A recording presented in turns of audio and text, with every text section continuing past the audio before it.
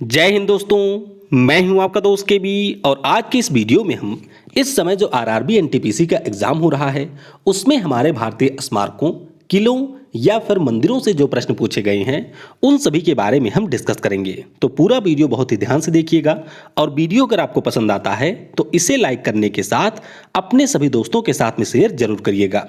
इसकी जो PDF file है वह आपको टेलीग्राम के ऊपर मिल जाएगी, तो वहां से आप इसके पीडीएफ को डाउनलोड कर सकते हैं या फिर अगर आप चाहें तो kvguruji.in के ऊपर विजिट करके वहां पर इसके आर्टिकल को भी पढ़ सकते हैं। तो चलिए इस वीडियो की हम शुरुआत करते हैं। तो पहला प्रश्न यहां पर पूछा गया कि इंडिया गेट, जिसे हम लोग ऑल इंडिया वार मेमोरियल के नाम से जानते हैं, इसका डिजाइन किसने तैयार किया था? तो यह प्रश्न 4 से 5 बार पूछा जा चुका है अलग अलग तरीके से। तो याद रखिएगा, जो एडविन लुटियंस थे उनके द्वारा इसका डिजाइन तैयार किया गया था, यानी कि एडविन लुटियंस यहां पर इंडिया गेट के वास्तुकार थे। अब इंडिया गेट की अगर हम लोग बात करें तो इसकी आधारशिला 10 फरवरी 1921 को रखी गई थी और 12 फरवरी 1931 को इसका उद्घाटन किया गया था। ऊंचाई की अगर हम बात करें तो 42 मीटर इसकी हाइट है। कितनी है? 42 मीटर इसकी हाइट है। अब इसके बारे में आपको ये याद रखना है कि जो हमारा पहला विश्व युद्ध हुआ था, प्रथम विश्व युद्ध जो आपका हुआ था, उसमें हमारे जो भारतीय सैनिक थे उन्होंने अंग्रेजों का साथ दिया था और इस दौरान 70,000 भारतीय सैनिकों की यहाँ पर मृत्यु हुई थी और उन्हीं की स्मृति में अंग्रेजों के द्वारा इसका निर्माण करवाया गया था। तो ये पॉइंट भी आपको ध्यान रखना है। बाकी अगर हम लोग एडविन लुटियंस की बात करें तो जो हमारा वर्तमान में संसद भवन है उसका भी डिजाइन इन्होंने ही बनाया है और जो हमारा प्रेसिडेंट हाउस है यानी कि राष्ट्रपति भवन है उसका भी डिजाइन बनाया है एडविन लुटियंस ने। तो ये प्रश्न भी आपके एनटीपीसी में पूछे जा चुके हैं। वीडियो में हम लोग आगे बढ़ें उससे पहले मैं आपको अनअकैडमी के द्वारा जो हमारे बैंक एग्जाम होते हैं उनके लिए प्रोवाइड कराए जा रहे फ्री स्कॉलरशिप टेस्ट के बारे में बताना चाहूँगा। तो आज यानी कि 14 फरवरी वैलेंटाइन डे के दिन में 10 बजे ये टेस्ट शुरू हो जाएगा और आपको इसकी लिंक नीचे डिस्क्रिप्शन में मिल जाएगी। उस लिंक पर क्लिक करके आप इसमें एनरोल कर सकते हैं और अगर आपसे कोड पूछा जाए तो सिंपली आपको एंटर करना है कोड KV10। और इस टेस्ट की अगर हम बात करें तो अगर आपकी रैंक 1 आती है तो 1 साल का आपको बैंक प्लस सब्सक्रिप्शन मिलेगा।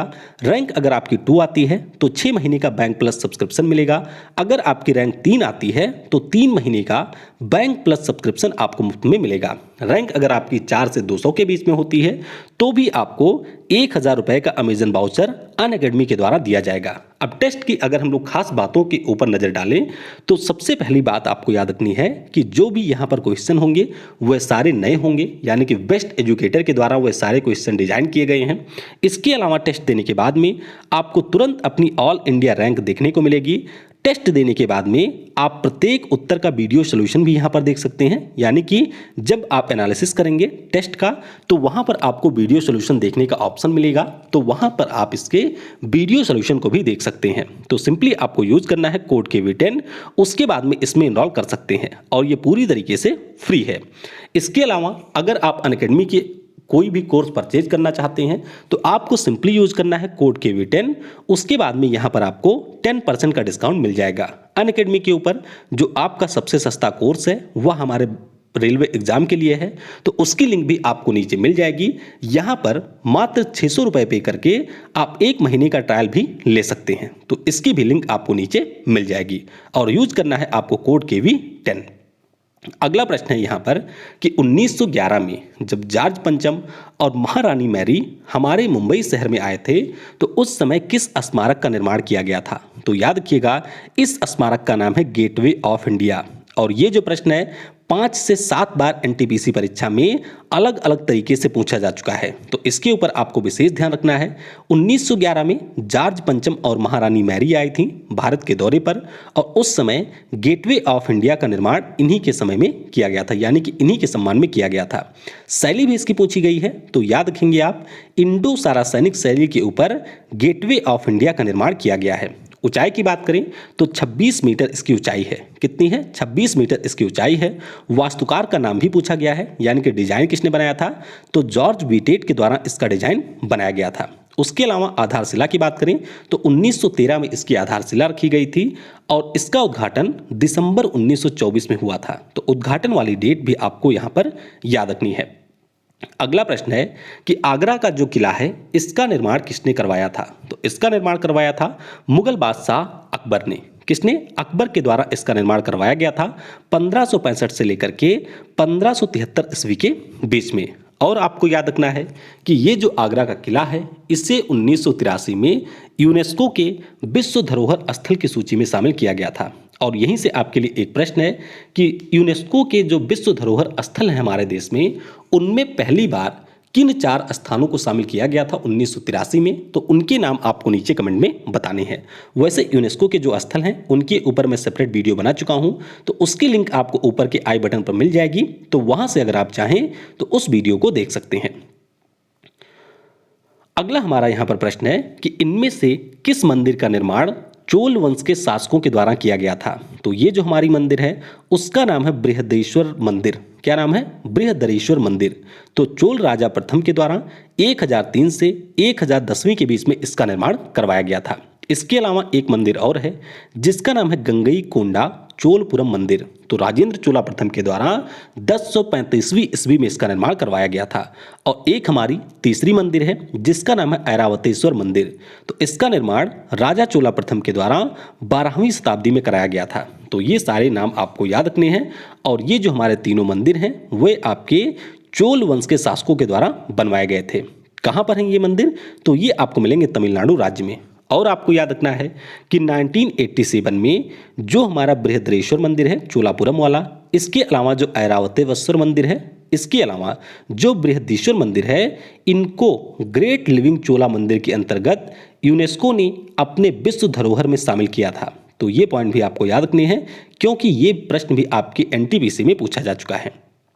अगला प्रश्न है हमारा कि उड़ीसा में जो लिंगराज मंदिर है यह किस वास्तुकला के ऊपर आधारित है। तो लिंगराज मंदिर की बात करें तो कलिंगा वास्तुकला के ऊपर यह आधारित है। किस पर? कलिंगा वास्तुकला के ऊपर ये आधारित है। उड़ीसा की राजधानी भुवनेश्वर में आपको ये मंदिर मिलेगा। और ये हमारे भगवान शिव का मंदिर है। किसका है? भगवान शिव का यह एक मंदिर है। बनवाया किसने था? तो ययाति केसरी के द्वारा 11वीं शताब्दी में इसका निर्माण करवाया गया था। तो यहाँ पर आप देख सकते हैं ये है हमारा लिंगराज मंदिर जो कि उड़ीसा में स्थित है। अगला प्रश्न पूछा गया कि दिलवाड़ा जैन मंदिर जो है वह कहाँ पर स्थित है। तो दिलवाड़ा जैन मंदिर की बात करें तो ये आपको मिलेगा राजस्थान के माउंट आबू पर। कहाँ पर? राजस्थान का जो एक हिल स्टेशन है माउंट आबू, वहाँ पर आपको मिलेगा दिलवाड़ा जैन मंदिर। अब इस मंदिर के बारे में आपको ये याद रखना है कि 2 भाई थे, एक का नाम था वास्तुपाल, दूसरे का नाम था तेजपाल।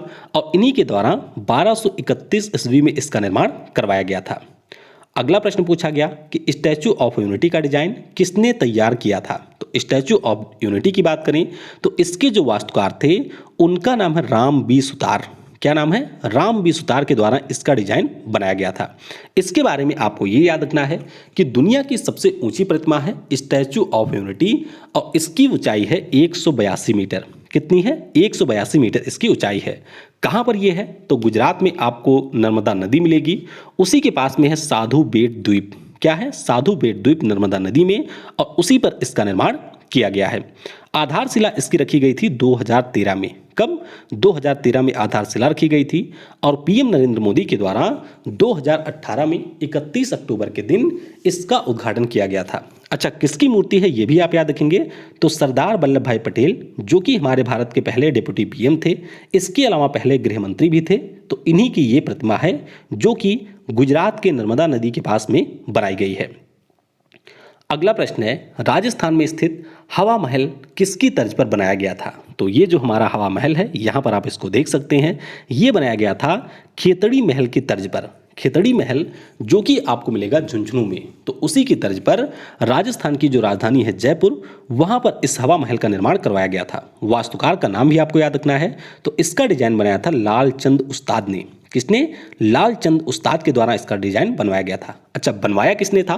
तो जयपुर के उस समय राजा थे सवाई प्रताप सिंह, इन्हीं के द्वारा 1799 में इसका निर्माण करवाया गया था। दरअसल ये जो सवाई प्रताप सिंह थे ये गए थे झुंझुनू की तरफ घूमने, तो वहाँ पर इन्होंने खेतड़ी महल को देखा और इसे देख करके ये प्रभावित हुए और उसके बाद में ये लौट करके वापस आए जयपुर और वहाँ पर जिम्मेदारी दी वास्तुकार लालचंद उस्ताद को कि इस प्रकार के एक महल का निर्माण किया जाए। तो ये देख सकते हैं 5 मंजिला यह एक इमारत है और इसमें आपको 953 झरोखे मिलेंगे। यानी कि ये आप देख सकते हैं जो छोटे छोटे हैं ये आपके इसमें बनाए गए हैं झरोखे। अगला प्रश्न है, अमृतसर स्थित स्वर्ण मंदिर का जो निर्माण है किस सिख गुरु के द्वारा करवाया गया था? तो स्वर्ण मंदिर की अगर हम बात करते हैं तो इसका निर्माण करवाया गया था गुरु रामदास, सॉरी, ध्यान रखिएगा, जो अमृतसर में स्वर्ण मंदिर है इसका निर्माण करवाया गया था सिख धर्म के 5वें गुरु अर्जुन देव जी के द्वारा। किसके द्वारा? गुरु अर्जुन देव जी के द्वारा। अब यहां पर आपको इसकी थोड़ी सी टाइमलाइन समझनी होगी, तो इसको थोड़ा सा आइए समझते हैं। देखिए हुआ क्या था, जो हमारे सिख धर्म के चौथे गुरु थे जिनका नाम था गुरु रामदास, तो इनके द्वारा ये जो हमारे स्वर्ण मंदिर का परिसर है यहाँ पर सबसे पहले एक सरोवर बनाया गया था, यानी कि एक तालाब यहाँ पर बनाया गया था। उसके बाद में जो 5वें गुरु थे जिनका नाम था गुरु अर्जुन देव, इनके द्वारा 1589 से 1604 के बीच में इसका निर्माण करवाया गया। तो बहुत सारे जो हमारे हमलावर थे उनके द्वारा स्वर्ण मंदिर के ऊपर अटैक भी किया गया। तो फिर हमारे जो महाराजा रणजीत सिंह थे उनके द्वारा 1809 ईस्वी में इसके ऊपर मार्बल और कापर की परत चढ़ाई गई, यानी कि इसके माध्यम से इसे पुनः निर्मित किया गया। और 1830 में इसके ऊपर सोने की परत चढ़ाई गई थी, और जब इसके ऊपर सोने की परत चढ़ाई गई तो उसी के बाद में इसका नाम हो गया था गोल्डन टेम्पल। इसका एक अन्य नाम भी है, तो ध्यान रखिएगा, हरमिंदर साहब इसका एक अन्य नाम भी है। तो चाहे गोल्डन टेम्पल कहें या फिर हम कहें हरमिंदर साहब, दोनों हमारे एक ही मंदिर हैं।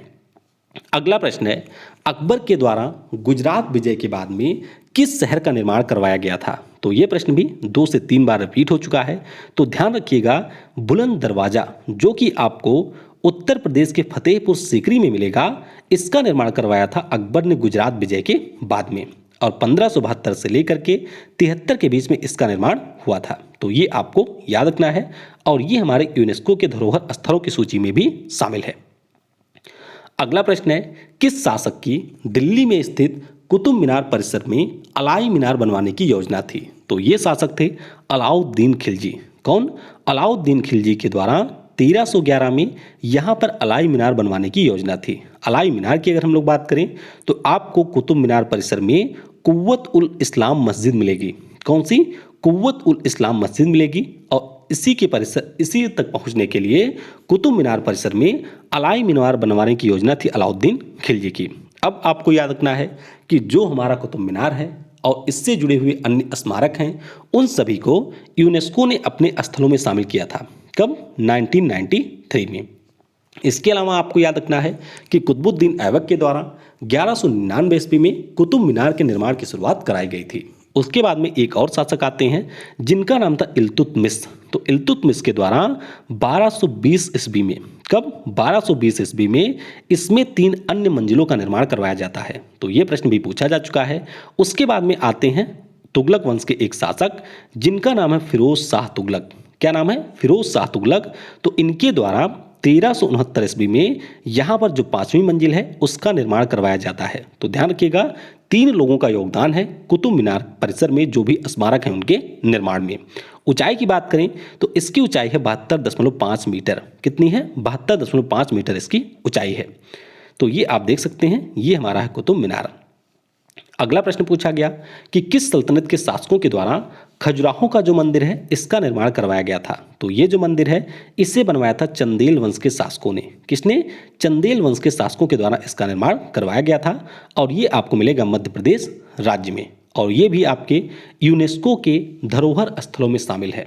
तो यहाँ पर अगर हम खजुराहो के मंदिरों की बात करते हैं तो हिंदू और जैन धर्म के स्मारक यहाँ पर आपको देखने को मिलेंगे, और मध्य प्रदेश के छतरपुर जिले में ये स्थित है। कब शामिल हुआ था? तो 1986 में यूनेस्को ने इसे अपने विरासत स्थल में शामिल किया था। अगला प्रश्न है, एलिफेंटा की जो गुफाएं आपको मुंबई में मिलेंगी वह किस भगवान को समर्पित है? तो यूनेस्को वाले वीडियो में भी हमने इसको डिस्कस किया था। याद रखिएगा, ये जो गुफाएं हैं वह भगवान शिव को समर्पित हैं। किसे? भगवान शिव को ये समर्पित हैं। और ये आपके मुंबई में जो पुरी या फिर जिसे हम लोग एलिफेंटा द्वीप कहते हैं उसके ऊपर स्थित है, और 1987 में यूनेस्को के द्वारा इसे अपने धरोहर स्थलों की सूची में शामिल किया गया था। अगला प्रश्न है, सांची का जो स्तूप है वह आपको किस शहर में देखने को मिलेगा? तो सांची के स्तूप की बात करें तो मध्य प्रदेश का है रायसेन जिला। कहाँ का? मध्य प्रदेश का है रायसेन जिला। ये आपके वहाँ पर स्थित है, और इसके बारे में आपको याद रखना है कि सम्राट अशोक के द्वारा 3री शताब्दी ईसा पूर्व इसका निर्माण करवाया गया था। कब? तीसरी शताब्दी ईसा पूर्व सम्राट अशोक के द्वारा सांची के स्तूप का निर्माण करवाया गया था और 1989 में यूनेस्को के द्वारा इसे अपने स्थल की सूची में शामिल किया गया। तो 2 बार एनटीपीसी परीक्षा में यही पूछा गया है कि सांची का जो स्तूप है इसको कब यूनेस्को ने अपने धरोहर स्थल में शामिल किया था। तो याद रखिएगा 1989 में इसे शामिल किया गया था। अगला प्रश्न है, हम्पी यूनेस्को स्थल किस राज्य में स्थित है। तो याद रखिएगा ये जो हम्पी यूनेस्को स्थल है ये आपको मिलेगा कर्नाटक राज्य में। कहाँ पर? कर्नाटक राज्य में ये स्थित है। और आपने सुना होगा विजयनगर साम्राज्य के बारे में। किसके बारे में? विजयनगर साम्राज्य के बारे में, जिसकी स्थापना हरिहर और बुक्का नाम के 2 लोगों के द्वारा की गई थी। और जब 14वीं शताब्दी में ये विजयनगर साम्राज्य स्थापित हुआ था तो उस समय विजयनगर की राजधानी हुआ करती थी हम्पी। क्या? हम्पी यहाँ पर इसकी राजधानी हुआ करती थी। और हम्पी के अगर हम स्मारकों की बात करें तो ये भी यूनेस्को के स्थलों की सूची में शामिल हैं। अगला प्रश्न है, कोलकाता में जो फोर्ट विलियम गांव है, फोर्ट विलियम है, वह किस गांव के स्थान पर बनवाया गया था। तो फोर्ट विलियम की बात करते हैं तो एक था गोविंदपुर गांव। क्या नाम था? गोविंदपुर गांव यहाँ पर था, जिसके स्थान पर कोलकाता में फोर्ट विलियम का निर्माण करवाया गया था। तो ये आप ध्यान रखेंगे। तो 1696 से लेकर के 1702 के बीच में इसका निर्माण करवाया गया था। तो विलियम थे कौन? तो विलियम, जिनका पूरा नाम था किंग विलियम थर्ड, तो ये ब्रिटिश राजा थे और इन्हीं के नाम पर इसका निर्माण करवाया गया था। तो ये आपको याद रखना है। अगला प्रश्न है, मनोरा का जो किला है वह किस राज्य में स्थित है। तो याद रखिएगा मनोरा का जो किला है ये आपको मिलेगा तमिलनाडु में। कहाँ पर? तमिलनाडु राज्य में स्थित है मनोरा का किला। और ये प्रश्न भी 2 बार रिपीट हो चुका है। अगला प्रश्न है, दिल्ली में जो जामा मस्जिद है इसकी स्थापना कब हुई थी। तो ये जो जामा मस्जिद है इसकी स्थापना हुई थी 1656 में। कब? 1656 में इसकी स्थापना हुई थी। किसने करवाया था? तो मुगल सम्राट शाहजहां के द्वारा इसका निर्माण करवाया गया था। अगला हमारा प्रश्न है, किस स्मारक को कोलकाता का ताजमहल भी कहा जाता है। तो ये आप देख सकते हैं उस स्मारक को, और इसका नाम है विक्टोरिया मेमोरियल। क्या नाम है? Victoria memorial. और 1906 से 1921 में जो हमारे इंग्लैंड की महारानी थी विक्टोरिया, उनकी स्मृति में इसका निर्माण करवाया गया था। तो नाम इसका है विक्टोरिया मेमोरियल और ये ताजमहल की तर्ज पर बनवाया गया था। याद रखेंगे इसके जो वास्तुकार थे उनका नाम था विलियम एमर्सन। कौन थे? इसके डिजाइनर थे विलियम एमर्सन। तो ये नाम भी आपके एनटीपीसी परीक्षा में पूछा जा चुका है। अगला हमारा प्रश्न है, ताजमहल का जो निर्माण है ये कब शुरू हुआ था। तो इसके अगर हम लोग निर्माण की बात करें तो 1632 में इसकी शुरुआत हुई थी और 1653 में ये जाकर के कंप्लीट हुआ था। यानी कि 21 वर्ष टोटल लगे थे ताजमहल के निर्माण में। और आपको याद रखना है कि उत्तर प्रदेश के आगरा जिले में ये स्थित है और मुगल बादशाह शाहजहां के द्वारा उनकी जो पत्नी थी मुमताज महल, उनकी याद में इसे बनाया गया था। तो नाम इसका है ताजमहल और 1632 से लेकर के 1653 के बीच में यानी कि 21 वर्षों में इसका निर्माण करवाया गया था। तो इसके वास्तुकार का नाम भी आपको याद रखना है। तो वास्तुकार इसके हैं उस्ताद अहमद लाहौरी। कौन है? उस्ताद अहमद लाहौरी ताजमहल के हमारे वास्तुकार हैं। तो ये प्रश्न भी आपके एनटीपीसी में पूछा गया है। अगला प्रश्न है, कोणार्क सूर्य मंदिर किस राज्य में स्थित है। तो याद रखेंगे पुरी जो कि उड़ीसा में है वहां पर आपको मिलेगा कोणार्क सन टेम्पल। कहां पर? कोणार्क सन टेम्पल आपको मिलेगा पुरी में। इसे हम लोग ब्लैक पैगोडा के नाम से भी जानते हैं। किसके नाम से? ब्लैक पैगोडा के नाम से भी इसे हम जानते हैं। उसके बाद में आपको याद रखना है कि उड़ीसा में जो पुरी जिला है वहां पर आपको मिलेगी महानदी डेल्टा और उसी के पास में स्थित है कोणार्क सन टेम्पल। तो भगवान सूर्य का ये मंदिर है और पूर्वी गंगा सल्तनत के एक राजा थे जिनका नाम था राजा नरसिंह देव प्रथम। क्या नाम था? राजा नरसिंह देव प्रथम। उनके द्वारा 1250वीं ईस्वी में इसका निर्माण करवाया गया था। तो ये भी आपको याद रखना है।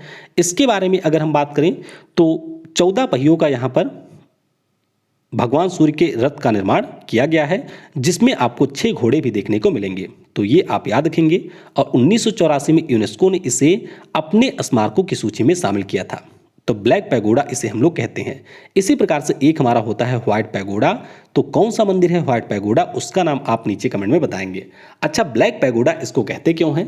क्योंकि पहले समय में जो हमारे नाविक होते थे या फिर जो जहाज वाले होते थे वे इसको चिन्हित करते थे समुद्र से, क्योंकि ये बिल्कुल तट के किनारे था तो वहां से वे इसको चिन्हित करते थे और इसका रंग भी होता था काला। तो इसी के कारण इसे ब्लैक पैगोडा कहा जाता था। और इसमें एक मैग्नेटिक पावर भी थी, इसके कारण भी इसे ब्लैक पैगोडा कहते थे।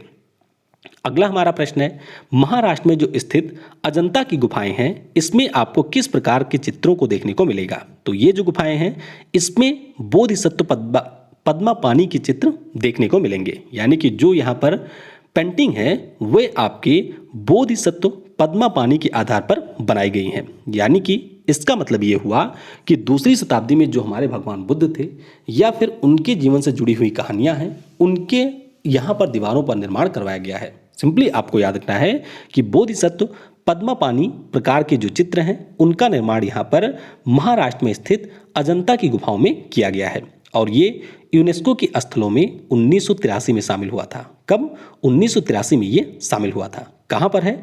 तो महाराष्ट्र के औरंगाबाद जिले में ये स्थित है।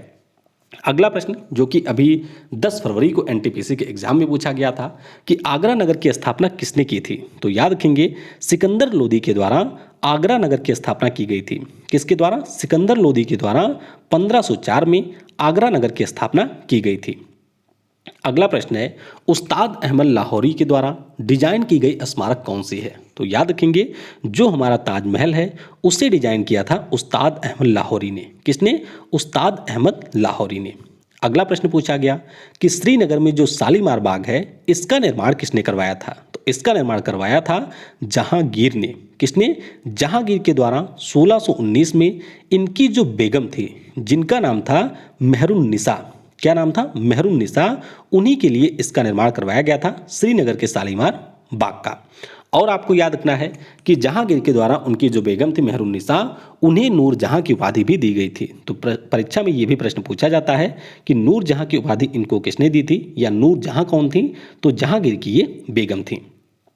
अगला प्रश्न है, फ्रेडरिक विलियम स्टीवंस के द्वारा डिजाइन किया गया स्थल कौन सा है? तो आप याद रखेंगे कि जो फ्रेडरिक विलियम स्टीवंस थे इनके द्वारा डिजाइन किया गया स्थल है छत्रपति शिवाजी महाराज टर्मिनस, जो कि आपको मिलेगा मुंबई में। तो इसके बारे में आपको याद रखना है, पहले इसी का नाम होता था विक्टोरिया टर्मिनस, लेकिन 1996 में इसका नाम बदल दिया गया और अब इसका नाम है छत्रपति शिवाजी महाराज टर्मिनस। अगला प्रश्न है, किस यूटी के विधानसभा भवन का जो डिजाइन है वह ली कार्बूजिए के द्वारा किया गया था? तो ये जो विधानसभा भवन है ये आपको मिलेगा चंडीगढ़ में। कहाँ पर? चंडीगढ़ में ये विधानसभा भवन आपको मिलेगा। तो इस प्रकार से हमने जो भी आपके एनटीपीसी परीक्षा में सारे यहाँ पर प्रश्न पूछे गए थे उनको लगभग डिस्कस कर लिया है। अब यहाँ पर इन सारे प्रश्नों को ढूंढने में कई सारे वीडियो देखने पड़ते हैं, कई सारे पीडीएफ में सर्च करना पड़ता है, उसके बाद में जाकर के मैं आपके लिए ये वीडियो लाता हूँ। तो इसीलिए कई बार जो पीडीएफ आपको मिलती है उसमें डिले हो जाता है, क्योंकि ये मान के चलिए कि बिल्कुल समय नहीं बचता है, 6 से 7 घंटे लगते हैं एक एक वीडियो को यहाँ पर बनाने में। तो इसीलिए पीडीएफ आपको टाइम पर नहीं मिल पाती है, तो उसके लिए मुझे यहाँ पर खेद है। मैं कोशिश करूँगा कि जल्दी से जल्दी आपको पीडीएफ भी प्रोवाइड करा दिया जाए। अब आइए हम लोग यहाँ पर जो हमारे प्रमुख स्मारक हैं या फिर जो उनके वास्तुकार हैं उनके बारे में जान लेते हैं, क्योंकि यहाँ से कई सारे प्रश्न पूछे गए हैं। तो आइए एक एक करके इनको भी हम लोग डिस्कस करते हैं। तो पहले बात करेंगे राम मंदिर की। तो याद रखिएगा चंद्रकांत सोमपुरा इसके वास्तुकार हैं और इसका निर्माण अभी किया जा रहा है अयोध्या में। फिर बात करते हैं राष्ट्रपति भवन की। तो इसकी स्थापना 1931 में हुई थी। डिजाइन इसका बनाया था एडविन लुटियंस ने और ये भी आपको मिलेगा दिल्ली में। कहाँ पर? दिल्ली में ये आपको मिलेगा। अच्छा, परीक्षा में ये भी प्रश्न पूछा गया है कि जो हमारा राष्ट्रपति भवन है वह किस पहाड़ी के ऊपर मिलेगा? तो ये आपको नीचे कमेंट में बताना है। फिर बात करते हैं संसद भवन की। तो ये 1927 में स्थापित हुआ था, यानी कि इसका उद्घाटन हुआ था और इसका डिजाइन बनाया था एडविन लुटियंस और हर्बर्ट बेकर ने। ये भी आपको मिलेगा दिल्ली में। फिर बात करते हैं इंडिया गेट की। तो 1931 में इसकी स्थापना हो गई थी। एडविन लुटियंस के द्वारा इसका डिजाइन बनाया गया था और ये भी आपको मिलेगा दिल्ली में। फिर बात करते हैं गेटवे ऑफ इंडिया की। तो 1924 में स्थापना हुई थी। जॉर्ज विंटेट के द्वारा इसे डिजाइन किया गया था और ये आपको मिलेगा मुंबई में। विक्टोरिया मेमोरियल की बात करें तो 1921 में इसकी स्थापना हुई थी। विलियम एमर्सन इसके वास्तुकार थे और ये आपको मिलेगा कोलकाता में। स्टैचू ऑफ यूनिटी की बात करें तो 2018 में इसकी स्थापना हो गई थी। राम बी सुतार इसके वास्तुकार थे और ये आपको गुजरात के नर्मदा जिले में देखने को मिलेगा। फिर बात करते हैं लोटस टेम्पल की। तो लोटस टेम्पल ये आपका स्थापित हुआ था 1986 में और फरीबोर साहबा इसके वास्तुकार थे और ये आपको मिलेगा दिल्ली में। फिर ताजमहल की बात करें तो उस्ताद अहमद लाहौरी इनके द्वारा डिजाइन किया गया था। 1653 में इसकी स्थापना हो गई थी और आगरा में ये आपको देखने को मिलेगा। फिर जो हमारे दिल्ली का लाल किला है, इसका भी जो डिजाइन है उसे बनाया था उस्ताद अहमद लाहौरी ने। ये आपके 1639 में बनना शुरू हुआ था और 1648 में जाकर के कंप्लीट हुआ था। तो ये भी आपको मिलेगा दिल्ली में। छत्रपति शिवाजी महाराज टर्मिनस की बात करें तो 1888 में इसकी स्थापना हो गई थी। फ्रेडरिक विलियम स्टीवंस इसके वास्तुकार थे। कौन थे? फ्रेडरिक विलियम स्टीवंस इसके वास्तुकार थे और ये आपको मिलेगा मुंबई में। फिर बात करते हैं हवा महल की, तो 1799 में इसका निर्माण किया गया था, यानी कि इसका उद्घाटन हो गया था। लालचंद उस्ताद इसके वास्तुकार थे और ये आपको मिलेगा जयपुर में। फिर हम लोग कुछ शहरों की बात करते हैं, तो जैसे कि कोलकाता शहर की बात करें तो 1686 में इसकी स्थापना की गई थी और जाप चारनाक, क्या नाम था? जाप चारनाक इसके वास्तुकार थे। ये आपको मिलेगा पश्चिम बंगाल में। फिर बात करते हैं रॉक गार्डन की, तो नेकचंद सैनी इसके वास्तुकार थे। कई बार इसको नेकचंद गार्डन भी कहा जाता है, तो याद रखिएगा नेकचंद सैनी के द्वारा रॉक गार्डन को डिजाइन किया गया था और ये आपको मिलेगा चंडीगढ़ में। फिर बात करते हैं चंडीगढ़ शहर की, तो याद रखिएगा जो हमारा चंडीगढ़ शहर है इसे डिजाइन किया था ली कार्बूजियर ने। किसने? ली कार्बूजियर के द्वारा इसे डिजाइन किया गया था और ये आपके पंजाब और हरियाणा की राजधानी है। फिर बात करते हैं भुवनेश्वर शहर की, तो कोनिसबर्गर के द्वारा इसे डिजाइन किया गया था और ये आपको मिलेगा उड़ीसा में, यानी कि उड़ीसा की राजधानी है भुवनेश्वर। तो इस तरीके से हमने जो भी हमारे स्मारक हैं या फिर उनके वास्तुकार थे उनके बारे में डिस्कस कर लिया है। अब आपके अगर एनटीपीसी में यहाँ से प्रश्न पूछा जाता है तो वह आप आसानी के साथ में कर पाएंगे। आज शाम की जो वीडियो होगी उसमें हम लोग अपने रेलवे से संबंधित जो भी प्रश्न पूछे गए हैं उन प्रश्नों को डिस्कस करेंगे। इसके अलावा जो अन्य महत्वपूर्ण चीज़ें रेलवे से पूछी जा सकती हैं उनको भी हम डिस्कस करेंगे। तो वीडियो पूरा जरूर देखा करिए और वीडियो को अपने दोस्तों के साथ में शेयर भी किया करिए। Thanks for watching. जय हिंद, जय भारत और सबसे जरूरी, पढ़ेगा भारत तो बढ़ेगा भारत।